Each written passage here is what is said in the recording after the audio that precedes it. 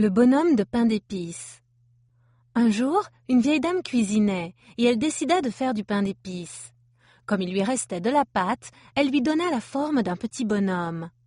Elle lui fit des yeux avec des groseilles, puis un nez et une bouche souriante. Ensuite, elle plaça d'autres groseilles le long de son corps pour ressembler à des boutons. Enfin, elle l'étala sur un plat et le mit au four. Un moment plus tard, elle entendit quelque chose gratter à la porte du four. Elle l'ouvrit et le petit bonhomme de pain d'épices la surprit en sautant dehors. La vieille femme essaya de l'attraper alors qu'il courait à travers la cuisine.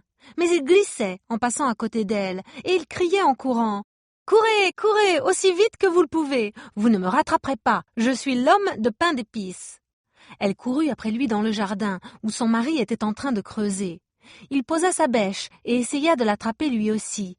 Mais le bonhomme de pain d'épices le dépassa en riant et dit « Courez, courez, aussi vite que vous le pouvez. Vous ne me rattraperez pas, je suis l'homme de pain d'épices. » Le bonhomme de pain d'épices courut dans la rue et passa près d'une vache. Celle-ci s'écria « Meuh, arrête-toi, bonhomme de pain d'épices, tu as l'air bon à manger. » Mais il rétorqua « J'ai échappé à une vieille dame et un vieux monsieur. Courez, courez, aussi vite que vous le pouvez. Vous ne me rattraperez pas, je suis l'homme de pain d'épices. » La vache se mit à courir derrière la vieille femme et le vieux monsieur, et bientôt ils dépassèrent un cheval.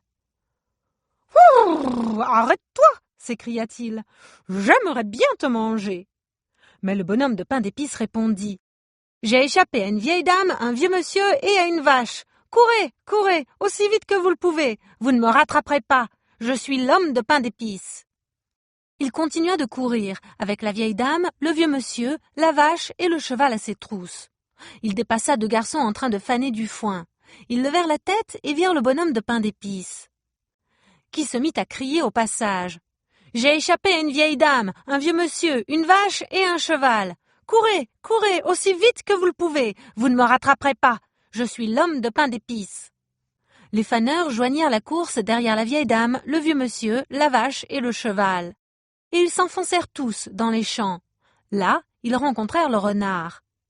Et le bonhomme lui cria tout en courant. « Courez, courez, aussi vite que vous le pouvez, vous ne me rattraperez pas, je suis l'homme de pain d'épices. » Mais le renard sournois lui répondit. « Pourquoi devrais-je m'ennuyer à t'attraper ?» Bien qu'il se disait tout de même « Ce bonhomme de pain d'épices doit être délicieux. » Aussitôt le renard dépassé, le bonhomme de pain d'épices dut s'arrêter à cause d'une large et profonde rivière au courant rapide qui bloquait son chemin. Le renard vit la vieille dame et le vieux monsieur, la vache, le cheval et les faneurs, tous à la poursuite du bonhomme de pain d'épices. Alors il s'écria « Saute sur mon dos et je t'emmènerai de l'autre côté de la rivière. » Le bonhomme de pain d'épices grimpa sur le dos du renard qui se mit à nager. Lorsqu'ils atteignirent le milieu de la rivière, où l'eau était profonde, le renard dit « Monte sur ma tête, petit bonhomme de pain d'épices, ou bien tu seras mouillé. » Alors le bonhomme se hissa sur sa tête.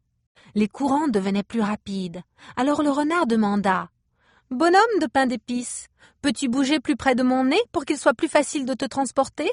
J'ai peur que tu te noies. » Et le bonhomme de pain d'épices se laissa glisser sur son nez.